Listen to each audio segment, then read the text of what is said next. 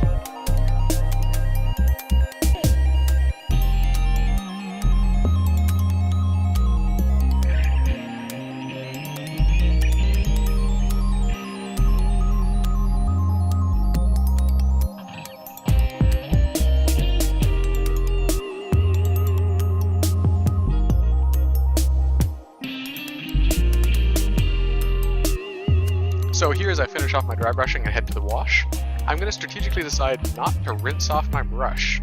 If there's a little bit of brown still stuck in the bristles, and there will be very, very little because I was dry brushing, I'm just kind of hoping that will actually come off in the wash, as it were, and basically just warm up the wash a little bit. Again, I'm trying to keep all the tones fairly similar, and my big objective here was just to make the cloak look a little warmer and not just flat black gray, which is looking kind of bleh.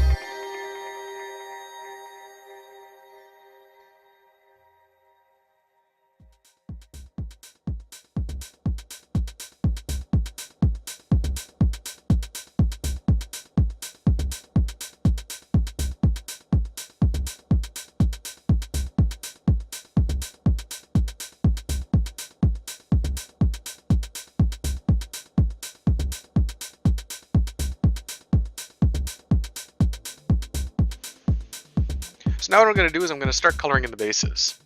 I'm going to explain my process a little bit so you can follow along and sort of understand where I'm going with all this. The first thing I do is I undercoat the base with this cork brown Vallejo paint. The cork brown Vallejo paint is just a straight up acrylic, instead of using inks in this case, because I want full coverage that takes all of that light gray Vallejo primer out of the equation. Once I've done this, I'm going to be applying a little bit of a texture gel, like an artist's texture gel that I found at Michael's, the art store. I can't find it anymore, so I'm a little worried about what will happen when I run out. But for now, that's what I use. It's just sort of a gel, like a almost white glue with some little pellets mixed in. When it dries, the white glue goes transparent and shrinks away, and it's basically not apparent that there was any to begin with. And the pellets remain.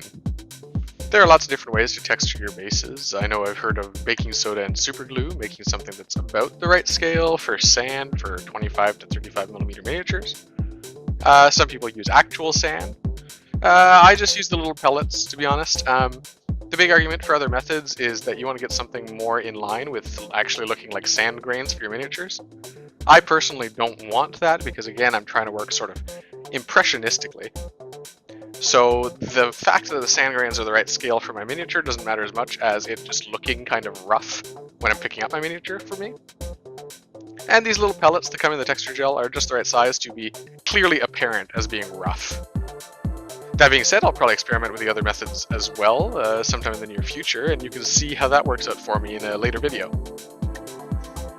Getting back on track, the next thing I do after I apply some texture gel is go back over it with the Vallejo Cork Brown. I used to just do the cork brown after I'd put texture gel on the uncolored base, but it gets really hard to get the acrylic to flow into the cracks between the little pellets when they're in big clumps. In order to avoid that, what I did was I started painting the base, applying the texture gel over top, and then painting the texture gel. The little pellets themselves are black, and so they're not super obvious if you miss spots on them, but the base is white, and it's more obvious. That being said, that can also come out in the wash, to use the same joke twice, because the next step we're going to do after we've painted the texture gel with the cork brown is we're going to give everything just a brown ink wash. That brown ink wash can catch most of the spots that you haven't painted, but just for uniformity's sake, I just paint the base first now. I think it's 6 of one and 12 dozen of the other or whatever. After the ink wash is done, then I flock the base. We'll get into a lot more detail when I actually do the episode on basing later, but hopefully that gives you a little bit of context for what the method is going to be from here on out, and why I'm using this cork brown, which kind of looks sandy, as my base color. The brown ink wash will pull it down, it'll make it look a little more like turf, and then of course the flocking and the texture will break it up a little more. Stay tuned for more on that.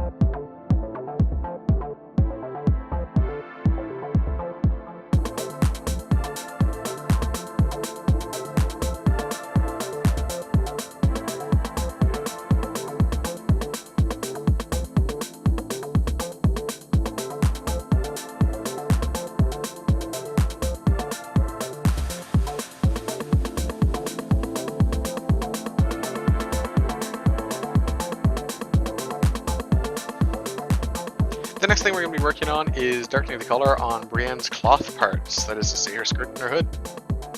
We're going to be doing that obviously by just adding a little more blue, and we're going to be putting a little bit of black into the blue. We'll also be adding some flow improver to make sure that this layer rests easily on top of the other one. We don't get any tide marks and it sort of blends in well. I discussed a little bit more about what flow improver does in the previous episode, so if you want to jump back, you can kind of follow my rambling about that.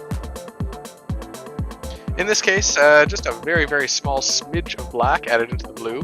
We're really not trying to darken it down too much, and you should always be careful when you're using black to darken something down. The reality of it is it'll desaturate whatever color you're darkening down as well. It'll just make it look really flat. And I'm trying to get really rich even in the shadows so that we can get a really dynamic looking miniature at the end of this.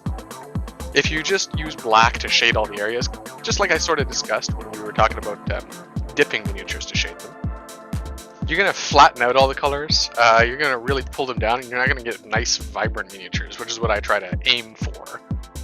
I'm going to do an episode at some point in the near-ish future about the basics of color theory for stuff like lighting and shadow.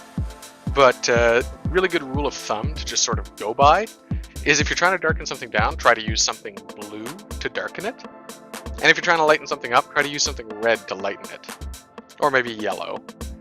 If you look around yourself at just the colors that you see in real life, that's sort of the effect we get, is things go more towards blue as they get dark and more towards red as they get light, because of how sunlight interacts with the colors we see around us. Keeping that in mind can help you get a little more dynamic shading and highlighting on your miniatures, rather than just the straight up, I added white to make it lighter, I added black to make it darker, which it works very, very well, but it will look a little flatter. In this case, of course, I'm darkening blue, so I can't really add blue. I don't have a darker blue ink to put in there, so I'm just using a little bit of black.